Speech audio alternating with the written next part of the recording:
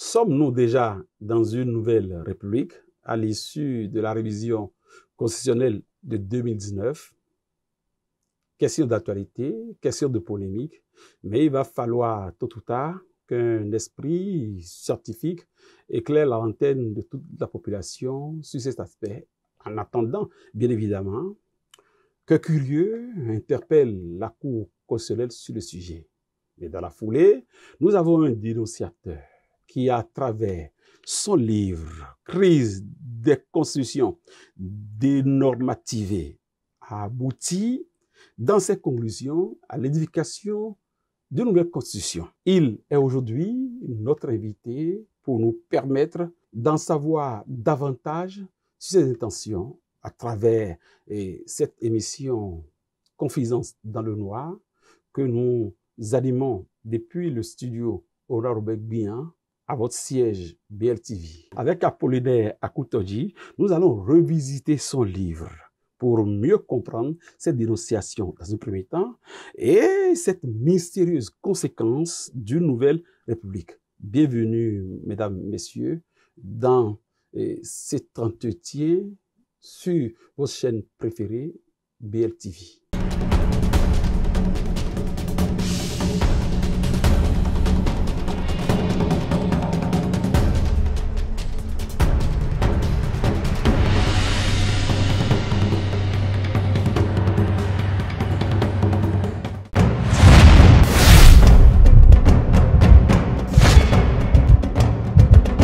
Annonceurs, chefs d'entreprise et autres, bref, population d'ici et d'ailleurs, cet espace vous est réservé pour la promotion de vos produits et activités, non seulement en français, mais aussi en fond, Ditamari, Fulfulde, Batonou, Dendi. À vous le choix. Pour en savoir plus, veuillez nous contacter au numéro suivant 97 64 79 91 ou 97 17 51 35. Bonjour, je dois vous appeler pasteur ou... Apôtre missionnaire. Apôtre missionnaire. Bonjour, apôtre missionnaire. Vous êtes des nôtres et merci d'honorer notre rendez-vous. Merci beaucoup, monsieur le journaliste Aboubakar Takou. C'est un plaisir pour moi d'être avec vous.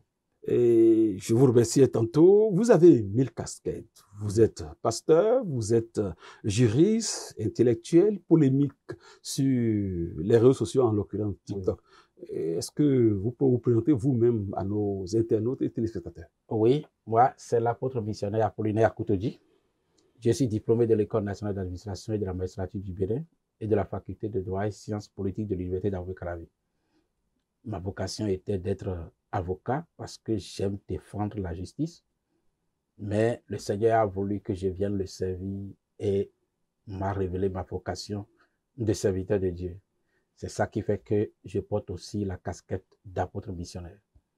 Je suis dirigeant d'église, je suis chercheur en égyptologie, j'ai fait plusieurs publications déjà sur l'histoire de l'Afrique à travers la Bible. Ceci que vous avez, c'est mon premier livre de droit constitutionnel sur la révision de la Constitution du Bénin intervenue le 7 novembre 2019.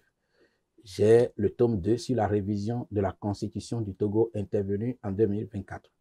Donc, c'est un peu ma personne. Je suis sur les réseaux sociaux parce que c'est le canal pour atteindre le maximum et le plus rapidement parce que chacun a son portable Android en ses mains. Merci beaucoup, monsieur le journaliste. Merci, chers invités. Nous n'allons pas gaspiller la mine d'or intellectuel que vous êtes, en vous recevant sur ce plateau et en occultant d'évoquer l'actualité judiciaire de l'heure. Oui. La comparution de M. Ori Bokor avec ses co-accusés. Et à l'audience de ce mercredi, oui, ils ont refusé cette commission d'avocats d'office à leur profit, oui, au motif qu'ils ont des moyens de chercher d'autres avocats après que les premiers se sont déconstitués pour diverses raisons. Vous qui êtes un praticien du droit, à quoi allons-nous attendre pour l'audience prochaine dans ce sujet? J'ai constaté dans ce dossier sur lequel j'avais fait une analyse qui avait eu près de 20 000 vues, j'ai constaté que dans ce dossier, la partie défense fait du dilatoire judiciaire.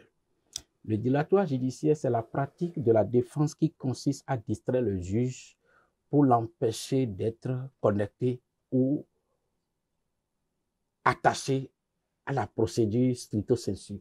Pourquoi je dis ça? Nous avons un principe du droit qui dit les lois spéciales dérogent aux lois générales. Ce principe veut dire que lorsqu'il y a une loi spéciale qui est en vigueur, la loi générale ne s'applique pas. En vertu de ce principe qui veut que la loi spéciale prime sur la loi générale, la loi qui a créé en 2018 la CRIET, la Cour de répression des infractions économiques et du terrorisme, est une loi spéciale en matière d'organisation judiciaire au Bénin. Et la loi portant code de procédure pénale au Bénin est une loi générale. Donc, si le code de procédure pénale prévoit qu'en matière criminelle, la constitution de la juridiction siégeant pour juger les affaires criminelles soit composée de 5 magistrats et que la loi spéciale portant création de la CRIET permet que 3 magistrats siègent quand il y aura conflit d'application de ces 2 lois, le principe du droit veut que la loi spéciale passe. Alors, la composition du jury qui juge le dossier, Olivier Bokor, Oswald Omeki, composé de 3 juges, n'a rien d'illégal pour justifier que les avocats puissent fonder leur exception sur le fait qu'il n'y a pas 5 magistrats. Ce minimum qui est basique, sinon que certains étudiants en problème de droit pourraient comprendre. Pourquoi ne l'ont-ils pas compris ces éminents avocats qui Non, ce n'est pas qu'ils n'ont pas compris, mais là, le dilatoire fait partie des moyens de défense. L'avocat a le droit d'utiliser tous les moyens à son bord. Peut-être que ce jour, il n'était pas prêt à affronter le débat au fond et il faut s'accrocher à une exception ou à un constat juste pour dire. C'est pourquoi je parle de dilatoire judiciaire, pour distraire le juge. Peut-être que ce jour, ils ne sont pas prêts ou bien ils veulent troubler le juge ou troubler le ministère public en soulevant une exception qu'ils savent non irréfragable. Parce que l'exception qu'on peut battre, l'exception qu'on peut détruire, l'exception qu'on peut rejeter, que le juge peut rejeter en vertu d'un principe du droit, est une exception du dilatoire. Donc, c'est normal, c'est un moyen de défense dans le métier d'avocat. Le dilatoire est un moyen de défense. Alors, pourquoi faut-il se déconstituer pour... Juste pour affecter psychologiquement le jury et amener les juges à s'apitoyer sur le sort de leurs clients. C'est un moyen de défense. Le parquet spécial a directement... Vigilant, oui. Le procureur spécial, j'ai lu sa réplique très élégant et très profond. Il a fait appliquer le principe de la loi spéciale qui passe devant la loi générale. C'est légal. Oui. Alors, les prévenus, pour les appeler ici, ont refusé qu'on leur attribue d'office des avocats payés par l'État. Ils ont estimé qu'ils ont les moyens d'en avoir, alors que pour le moment, personne n'est constitué en leur faveur. Non. La commission d'office d'avocats pour un prévenu est une nécessité pour la bonne administration de la justice. Parce qu'il y a certaines affaires que vous ne pouvez pas juger si les prévenus ne sont pas assistés d'avocats. Donc, si les prévenus, Olivier Bokor et Oswald Omeki, refusent qu'on leur commette d'office un avocat et qu'ils ont les moyens d'en commettre pour eux, ils ont l'obligation de le faire dans le délai pour que leur comportement ne constitue pas une entrave à la bonne administration de la justice. Et s'ils ne le font pas? S'ils ne le font pas, la commission d'office s'impose à eux. Parce qu'on dit la commission d'office, c'est une disposition judiciaire d'ordre public. Donc, le prévenu qui estime qu'il peut prendre d'avocat peut bénéficier d'une patience du juge pour dire d'accord, j'attends. Mais s'il ne le constitue pas, pour que le juge ne soit pas bloqué, le juge va leur commettre d'office un avocat. C'est pourquoi on parle de commission d'office. C'est-à-dire que la volonté de la personne au profit de laquelle la commission d'office est faite ne tient pas. Pour revenir au menu de notre discussion, que dénoncez-vous dans votre livre, dont je rappelle le prix de vente, 25 000 francs CFA? Qu'est-ce que vous dénoncez dans ce livre-là? Oui, merci beaucoup, monsieur le journaliste. J'ai fait l'étude de la révision de la Constitution du Bénin du 11 décembre 1990 pour une première raison. Lorsque vous prenez la Constitution, c'est la Bible de la République. Ce n'est pas les routes qui lient les Béninois du nord au sud, de l'est à l'ouest. Ce n'est pas les églises, ce n'est pas les temples de Vaudon, ce n'est pas la culture qui nous lie. Ce qui nous lie et qui nous convainc qu'on doit vivre ensemble, c'est la Constitution. À part la Constitution, rien n'oblige le Nord à rester dans le Sud. Oui. Donc, à partir de cet instant où on sait que la Constitution est le ciment qui nous unit, lorsque le Parlement se permet de réviser cette Constitution au tiers de son contenu, le risque est grand qu'il franchisse, ce Parlement franchisse les Rubicons supraconstitutionnels que la loi constitutionnelle lui impose de ne pas franchir. Donc, ma première priorité était scientifique. Comment se fait-il qu'on puisse se permettre, en tant que Parlement, de faire une révision de la loi fondamentale de 90 au tiers de son contenu? Si on se permet... Avec quoi vous avez évalué? Ah oui, écoutez, nous avons près de 160 articles. Très bien. Et allez voir la loi constitutionnelle. Ils ont massivement révisé la Constitution. Alors, je me suis posé une question. Quels moyens juridiques et quelle expertise juridique ont-ils mis en place pour être sûrs qu'ils peuvent réviser la Constitution jusqu'à cette envergure sans franchir les barrières supraconstitutionnelles? Parce que la révision constitutionnelle, lorsqu'elle est parlementaire, a des limites. L'article 156 alinéa 2 de la Constitution du 11 décembre 1990 dit que la forme républicaine et la laïcité de l'État ne peuvent faire l'objet de révision. Ce qui veut dire que... Ils n'ont pas touché à ces aspects. Ils ont touché à ces aspects. Nous Comment? allons voir très bien. Lorsque vous prenez la Constitution de 1990, la Constitution de 1990 dit en son article 2 que le Bénin est une république unie, indivisible, laïque et démocratique. Ça n'a pas été touché. Non, je ne parle pas de ça d'abord. Je parle d'abord de la construction de la forme républicaine de l'État béninois. Très bien. La Constitution, en son article 2, consacre la forme républicaine. Qu'est-ce qu'une république? La res publica, c'est le contraire de la monarchie. La monarchie ne vous donne pas le droit de réclamer l'État comme votre chose publique. La chose est publique, c'est-à-dire la république, à partir du moment où il y a une constitution qui définit les pouvoirs, les contre-pouvoirs, les droits et devoirs des citoyens, les rapports entre les institutions. Donc, depuis 1990, le Bénin a opté pour la République. Et quand on parle de la forme républicaine de l'État, on parle des principes par lesquels on reconnaît que nous sommes dans une République. Alors, quand je prends la Constitution de 1990, lorsque son article 156 alinéa 2 dit que la forme républicaine et la laïcité de l'État béninois ne peuvent faire l'objet de révision, ça veut dire quoi? Si vous révisez la Constitution, je vais d'abord expliquer ce que ça veut dire. Oui, je vous Lorsque vous révisez la Constitution de 90 et vous ne touchez pas la forme républicaine et la laïcité de l'État, la Constitution demeure. Oui.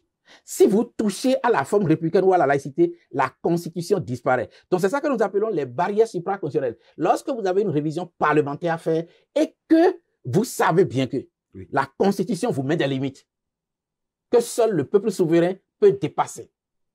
Si vous, le Parlement, vous révisez la Constitution, vous devez vous poser la question, qu'est-ce que le droit constitutionnel, la jurisprudence constitutionnelle entend par la forme républicaine de l'État? Mais lorsque vous prenez la DCC 504-19 du 6 novembre 2019, la Cour s'est abstenue de faire un contrôle de constitutionnalité quant au fond, au motif que le pouvoir constituant détenu par le peuple est transféré au Parlement est souverain. C'est un piège. Pourquoi c'est un piège? Quand on parle du pouvoir constituant, il y a deux.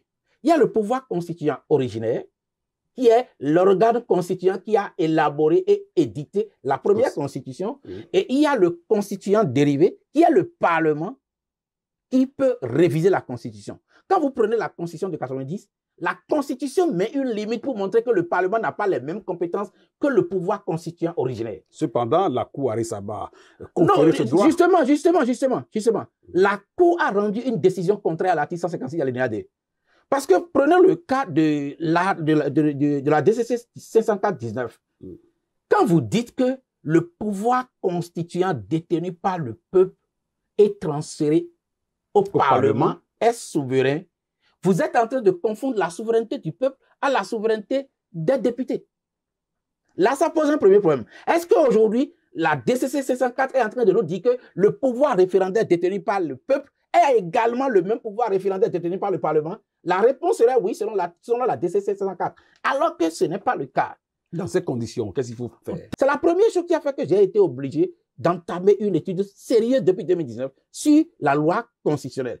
Quand la Cour constitutionnelle déjà s'oppose à aller dans la loi constitutionnelle, quand au fond, c'est un déni de justice qui aide, par le déni par lequel la Cour a donné sa complicité à la révision constitutionnelle de la Constitution par la Cour, par le Parlement, pour dépasser les limites. Maintenant, quand vous prenez la loi constitutionnelle 2019-40, du 7 novembre 2019, ils ont dit dans l'article 2 de cette loi que la présente révision constitutionnelle n'établit pas une nouvelle république. Ils ont écrit ça. Ils ont été précis. Non, ils n'ont pas compétence à écrire ça. Et qui les a dénoncés? C'est moi qui l'ai dit. C'est justement la raison pour laquelle j'ai publié ce livre. Le Parlement n'a pas compétence à exercer un contrôle de constitutionnalité de la loi constitutionnelle a priori. Parce que selon les articles 113, 114, 115, 116 de la Constitution, c'est la Cour constitutionnelle qui est compétente pour exercer le contrôle de constitutionnalité des lois. Maintenant, lorsque le Parlement met dans la loi constitutionnelle que la présente révision n'établit pas une nouvelle constitution, c'est une façon pour le Parlement d'exercer son propre contrôle de constitutionnalité. Donc, nous, en droit, on considère que l'article 2 de la loi constitutionnelle 2019-40 du 7 novembre 2019 est une clause réputée non écrite. Ça dit qu'en droit, c'est supposé que ça n'existe même pas parce que la personne ou l'organe constitué qui a écrit ça n'a pas compétence à écrire ça. Et cette disposition de l'article 2 ne lie nullement la Cour parce que la Cour devrait même déclarer cet article contraire à la Constitution pour avoir empiété sur les attributions de la Cour constitutionnelle en matière de contrôle. Elle ne l'a pas fait, l'avons remarqué. La Cour ne l'a pas fait parce que, je l'ai dit tantôt, la Cour s'est mise dans la logique d'accompagner simplement la révision en faisant ce que j'appelle le déni de justice. Donc, nous avons aujourd'hui un premier problème que la Cour constitutionnelle nous a créé. C'est-à-dire la Cour présidée par le professeur Jacques Benon. La Cour a fait ce qu'on appelle revirement de jurisprudence pour définir désormais les mêmes pouvoirs de révision constitutionnelle au Parlement qu'au peuple souverain. Alors que l'article 156 alinéa 2 dit le contraire.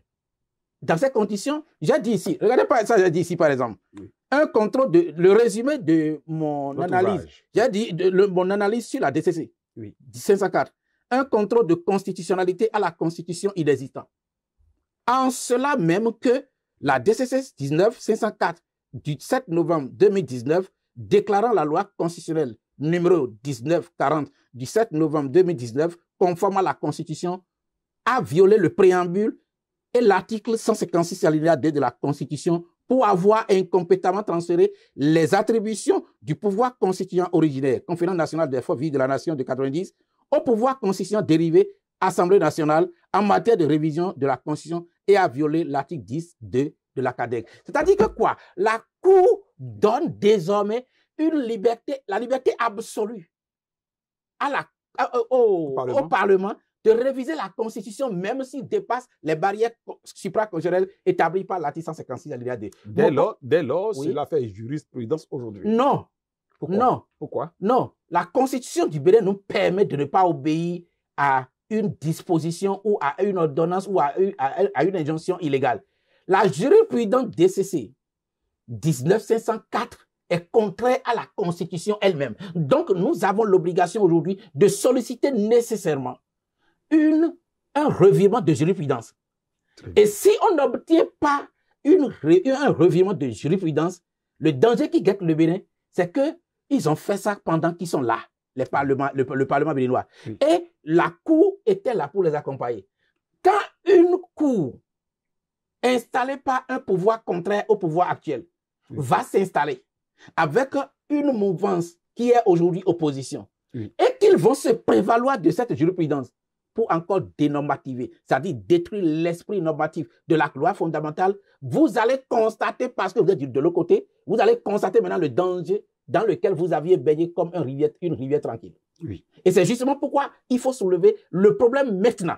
Pour que la Cour présidée par le professeur Dorothée Sosa, mon professeur de droit des obligations en 3e année à la faculté de droit, qu'il comprenne que maintenant, là, les enfants qu'il a formés ont grandi et ont compris que ce n'est pas ce qu'ils nous ont dit à l'université qu'ils sont en train de faire. Il faut un revirement de jurisprudence pour que la DCC 19704 soit renversée. Sinon... Et ça donne quelles conséquences? Actuellement, la DCC 19704 donne une première conséquence. Les députés ont le droit de réviser la Constitution jusqu'à créer une nouvelle république. Or, quand on parle de nouvelle république, venons-en à propos. Quand on parle de nouvelle république, quand est-ce qu'une révision parlementaire établit une nouvelle république? Avant de parler de nouvelle république, on se réfère à la première constitution. Parce qu'il y a une nouvelle république lorsqu'il y a une nouvelle constitution. Alors, quand est-ce qu'une révision parlementaire aboutit ou conduit à une nouvelle constitution? Il y a une nouvelle constitution lorsque les barrières supraconstitutionnelles établies par la première constitution sont franchies. Oui. Ici, dans le cas d'espèce, l'article 153 de la nouvelle loi constitutionnelle a créé une disposition contraire à l'article 23 et à l'article 2. C'est-à-dire, l'État reconnaît la chefferie traditionnelle gardienne des us et coutumes. Oui. Et une loi en définit les conditions de reconnaissance. Cette disposition viole deux dispositions sacrées de la Constitution. D'abord le préambule et deuxièmement l'article 2. Qui parle de la laïcité. L'article 2 de la Constitution, justement, parle de la laïcité de l'État et de la forme républicaine. Alors, lorsque vous prenez la loi constitutionnelle de 2019, qui dit en son article 151 ou 153 quelque chose que l'État reconnaît la chefferie traditionnelle gardienne des us et coutumes. La laïcité emporte trois conséquences. Première conséquence, la neutralité spirituelle de l'État vis-à-vis de toutes les confessions religieuses. À partir de l'instant où nous savons ça, c'est dans ce livre, que la laïcité a pour une première conséquence la neutralité spirituelle de l'État. L'État dans une république laïque telle que proclamée par l'article 2 de la Constitution du Bénin ne peut pas se permettre le droit de reconnaître la chefferie traditionnelle gardienne des us et coutumes. Oui. Est-ce que vous avez cette vision parce que vous êtes apôtre, vous êtes chrétien, vous êtes évangéliste? Est-ce que c'est parce que vous avez cette vision de la vie que vous êtes tenté de réfléchir de cette façon? Ok, d'accord. Est-ce que vous savez que j'aurais eu la même réaction si dans cette constitution, il était mis que l'État reconnaît les églises évangéliques et une loi en dispose de leurs modalités? L'article 23, ici, c'est l'article 23 qui pose problème. L'article 23 dit, en son alinéa premier, que les citoyens ont la liberté de conscience, de religion et de pensée. Et l'alinéa premier de cet article dit que l'exercice du culte des croyances s'effectue dans le respect de la laïcité de l'État. Ce qui veut dire que quoi? Le problème que nous avons au Bénin aujourd'hui, c'est que nous avons des élites traditionnelles qui sont en même temps des élites politiques. La difficulté d'être... Non! La Constitution malgache de 2010 a réglé ce problème. C'est parce que nous, on n'est pas sérieux avec nous-mêmes pour construire le vouloir vivre ensemble républicain au-delà de nos sensibilités religieuses.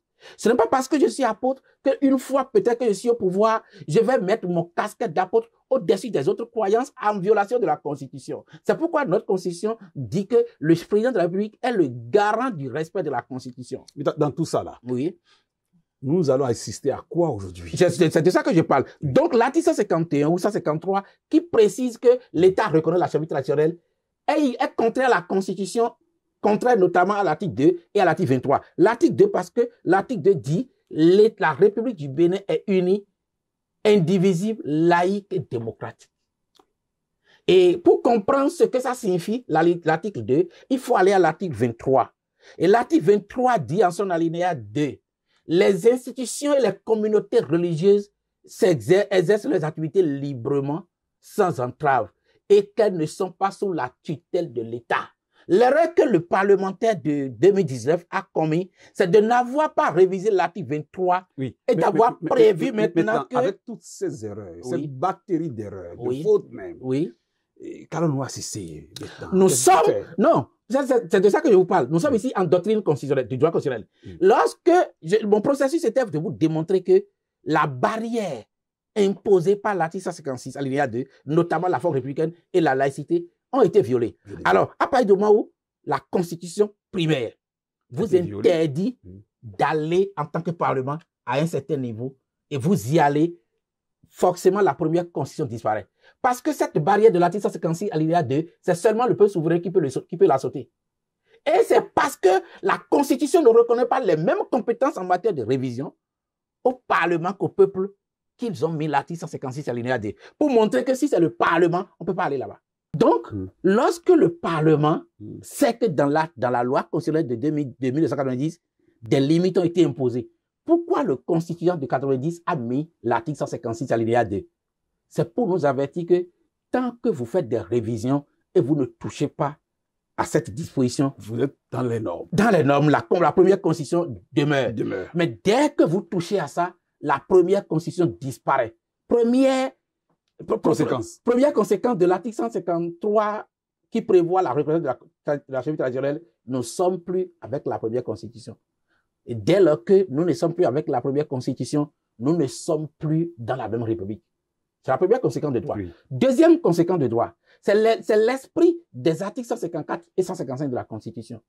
Et c'est justement ce pourquoi j'ai beaucoup aimé cette émission que vous m'avez permis de faire avec vous, afin que les Béninois comprennent que quand il y a une Constitution, il y a un esprit de la Constitution.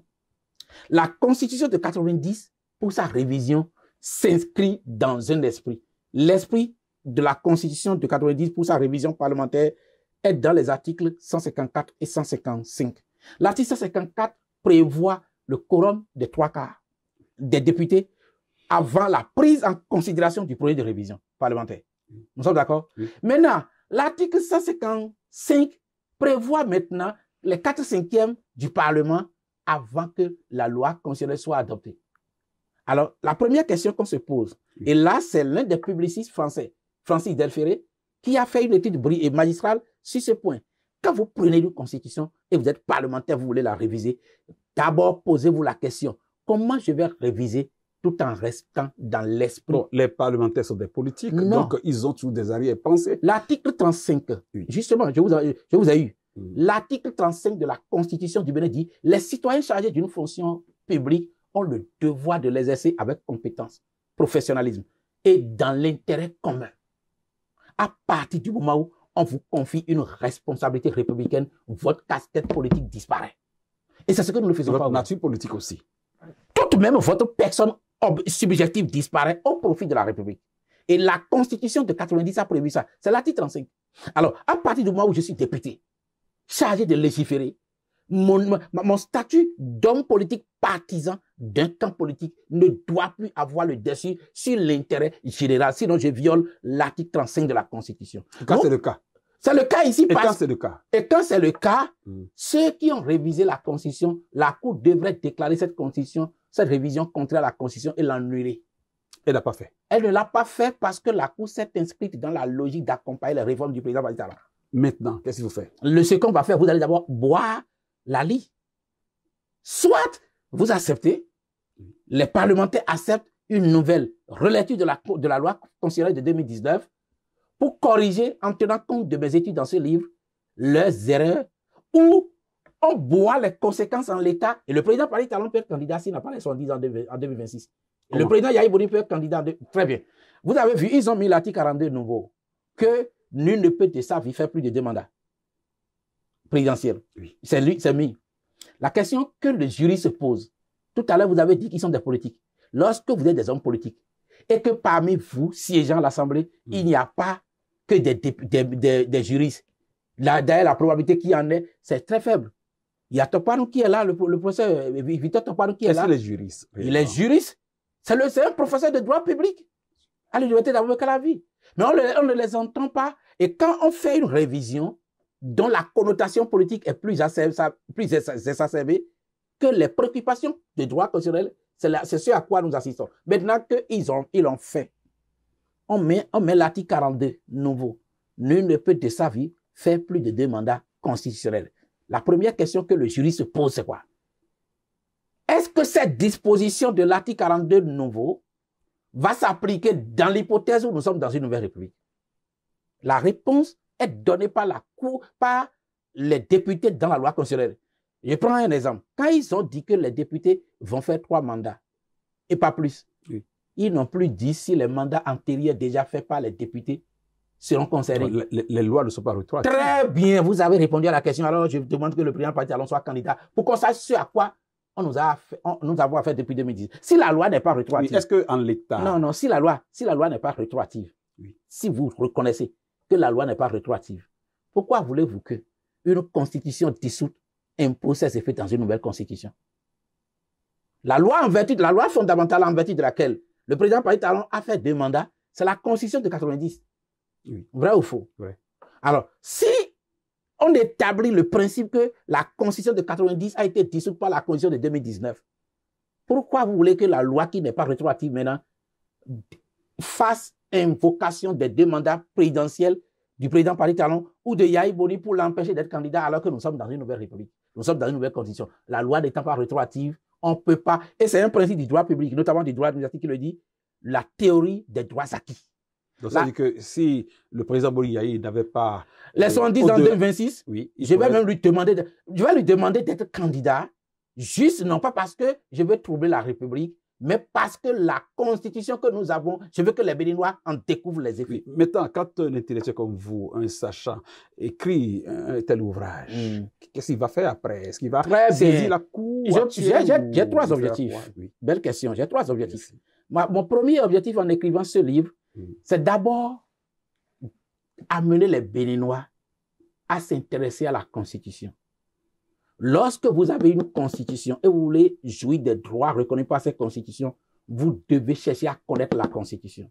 Les Béninois pensent que la démocratie, c'est les droits de l'homme, les libertés, laissez-moi parler, laissez-moi insulter le président, laissez-moi la liberté de parler. La constitution du Bénin n'est plus Kérékou. Kérékou est parti.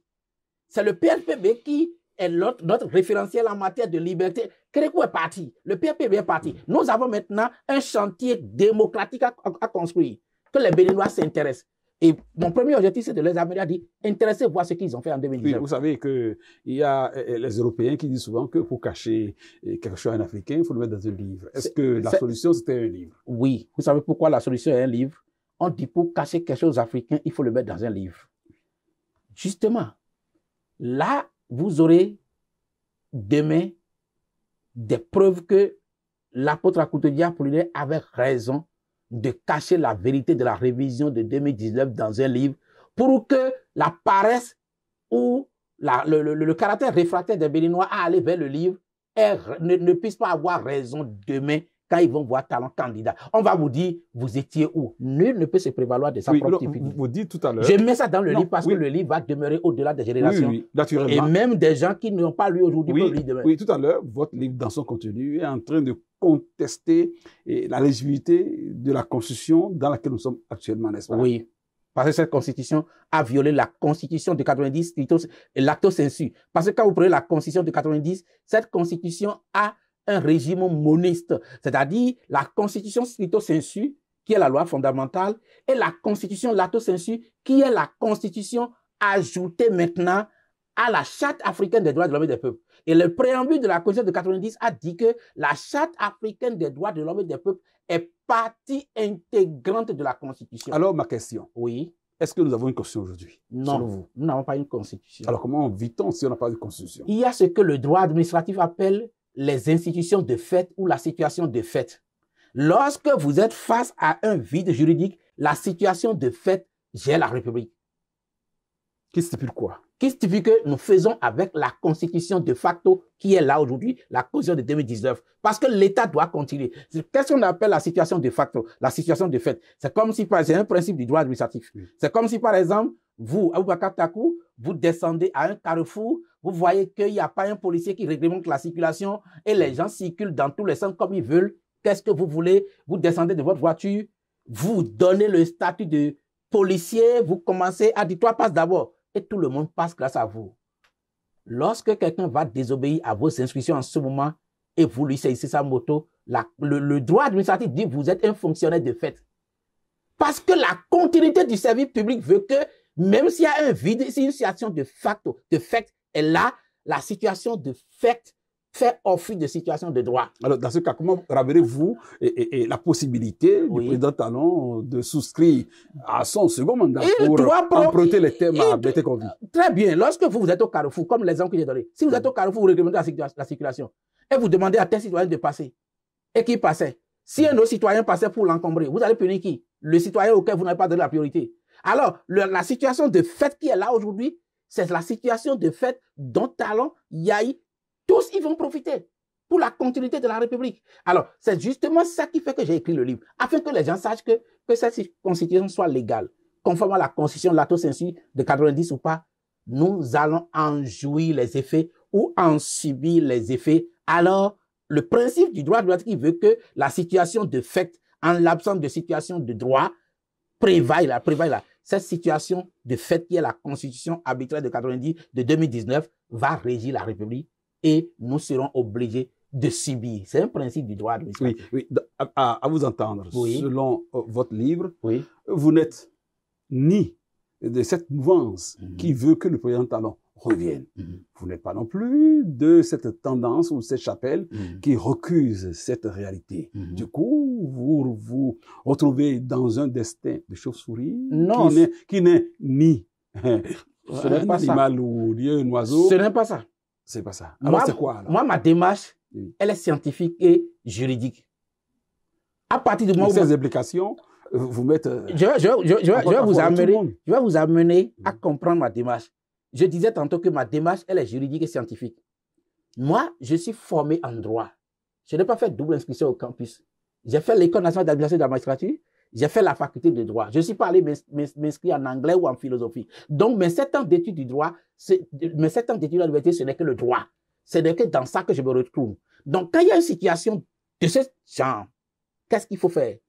La seule chose qu'il faut faire, lorsqu'il y a une situation juridique qui donne des droits, permettez aux autres de jouir. Et c'est quand ils vont jouir que ceux qui ne se sont pas intéressés à la situation juridique vont découvrir ce qui est là. Et c'est justement pourquoi je dis aussi bien le président Patrick Talon que le président Yahya Bori peuvent tous être candidats en 2026. Non pas parce que je suis politicien, mouvancier ou opposant, mais je veux que la loi qui a reconnu des droits acquis soit appliquée. Et c'est dans l'application de la loi qu'on découvre les conséquences de ce qu'on nous a produit. C'est le cas de la Côte d'Ivoire, par exemple, où pour exclure subjectivement le président Alassane Ouattara des élections, on met dans la Constitution du point de vue des critères de recevabilité de la candidature. Voilà, on met l'ivoirité, on met et où. En sachant que c'est bien de mettre ça dedans comme ça. Mais dans l'interprétation ou dans l'application, ce que ça a généré, c'est 3000 morts ivoiriens. Pourquoi? Parce qu'il ne suffit pas de voter une loi ou de réviser la Constitution. Personne ne saura la Constitution qui est là aujourd'hui si on n'applique pas les effets. Très bien. Maintenant, et c'est justement parce que je veux qu'on applique les effets pour que les gens sachent que telle que cette Constitution est, le président Patrick Talon peut être bel et bien candidat. Yahya aussi peut être bel et bien candidat si l'un et l'autre n'ont pas été forclos par la barrière des 70 ans. Et pourquoi je le dis? Il faut qu'il soit candidat pour qu'on découvre le test. Oui, je reviens encore à une préoccupation. Pourquoi n'avez-vous pas, après la rédaction de ce bel ouvrage, saisi la Cour constitutionnelle? Très bien, belle question. Avant de saisir la Cour constitutionnelle, pour ce débat, j'ai d'abord eu une première préoccupation. En tant que scientifique, je me suis dit, si je saisis la Cour constitutionnelle maintenant, ils vont me dire que c'est parce que je suis comme Talon que je ne veux pas qu'il soit candidat, parce que je sais qu'il sera candidat et que je sais que Yahya, étant né le 1er juillet 1952, Yahya est forclos par les 70 ans, donc c'est comme Talon. Je dis, pour qu'il ne me colle pas ça, je publie le livre et je fais d'abord le travail scientifique neutre. Et c'est pourquoi je n'ai été financé par personne. Aucun homme politique ne m'a aidé jusqu'à cette étape. Dans votre position, vous n'avez personne. D'accord. Je suis d'accord parce que dans ma démarche de neutralité scientifique... Est-ce que les ONG ou les structures qui ont pour vocation de pouvoir la science...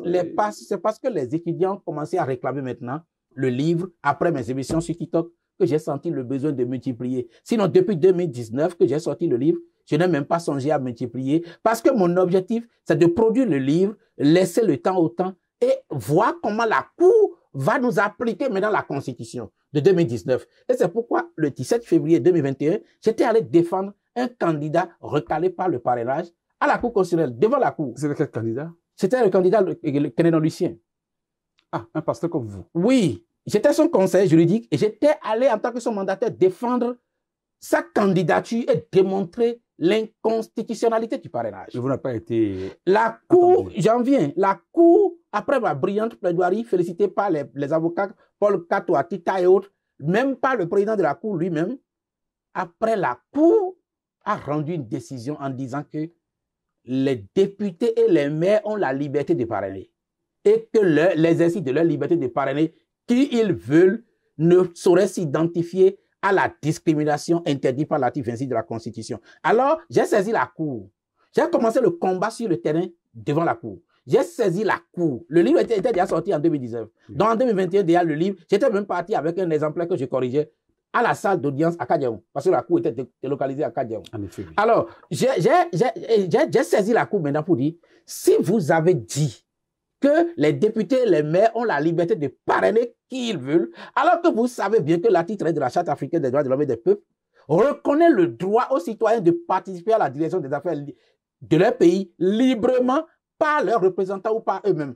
Or, la Constitution, en son préambule, déclare que cette charte est partie intégrante de la Constitution. Maintenant, vous, la Cour, vous dites que les députés et les maires ont la liberté de parrainer qui ils veulent sans que cela s'identifie à la discrimination prohibée par l'article 26. Alors, j'ai saisi la Cour pour demander qu'il interprète sa décision.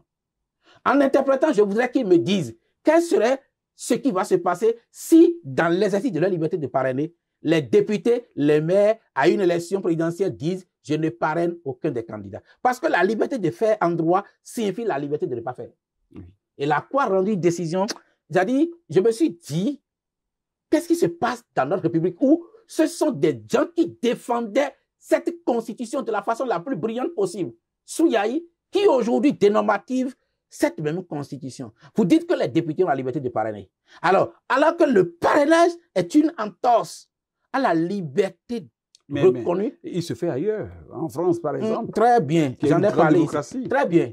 Le parrainage en France et même aux États-Unis n'a jamais empêché la liberté d'être candidat. Pourquoi les gens invoquent le parrainage en France ou aux États-Unis pour justifier ce que nous faisons ici? Ce que nous faisons ici n'a rien de comparable avec ce qui... Je vais vous donner un exemple. Prenez le parrainage en France. Le parrainage en France, c'est 540 ou 570 parrains. 540 ou 570, c'est dans le livre. Et les 570 ou 500 quelque chose de parrains là, les critères par lesquels ils parrainent sont tels que les partis exercent ce qu'on appelle une forme de primaire en leur sein.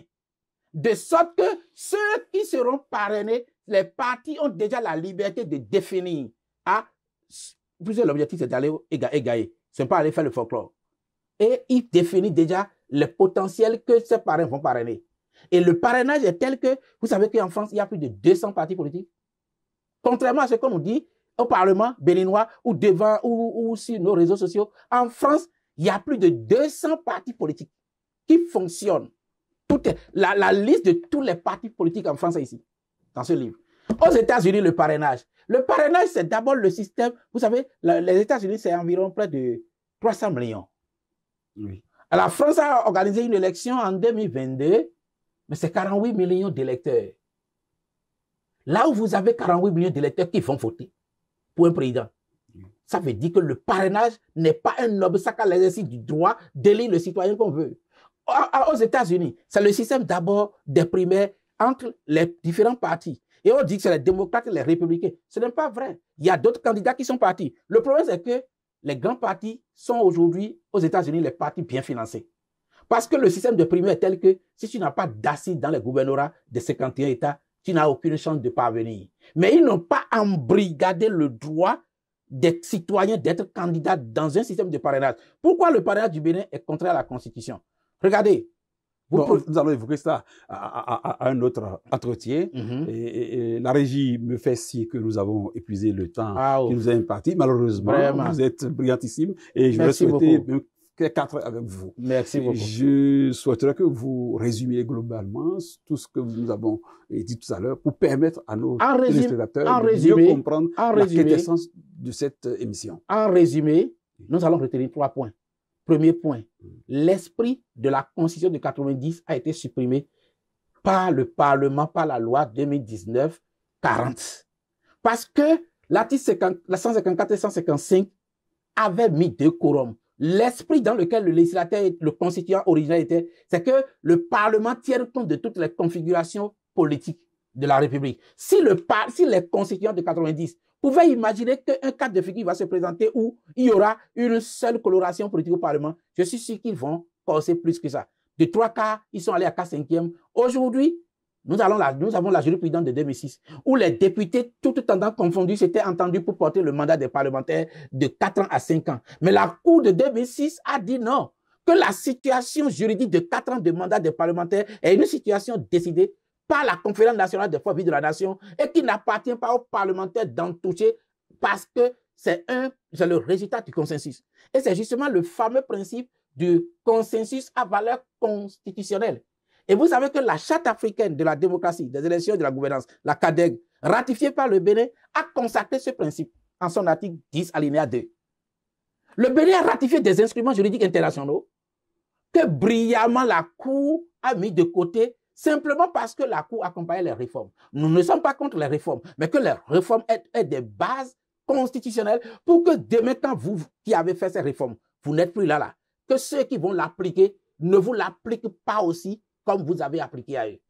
Merci. Merci beaucoup. Serge Invité. Chers internautes et téléspectateurs, nous sommes au thème de cette émission qui s'est avérée très courte pour le contenu et la soif de connaissance de chacun d'entre nous. Rendez-vous dans ce livre pour mieux cerner la science de notre invité. Mais je souhaite, si un Béninois se sait capable de avoir une confrontation avec l'apôtre, le juriste, eh bien, qu'il nous fasse signe pour que nous l'invitions pour confrontation avec notre invité, afin de permettre aux Béninois de mieux comprendre, parce qu'il faut l'avouer, la science juridique étant une grosse science, il faut réellement que deux esprits opposés s'affrontent pour que de cet affrontement jaillit de la vérité, pour que les gens puissent se situer par rapport à cette densité qu'est la science de la justice. Mesdames, Messieurs, merci d'avoir été des nôtres et portez-vous bien pour les prochaines fois.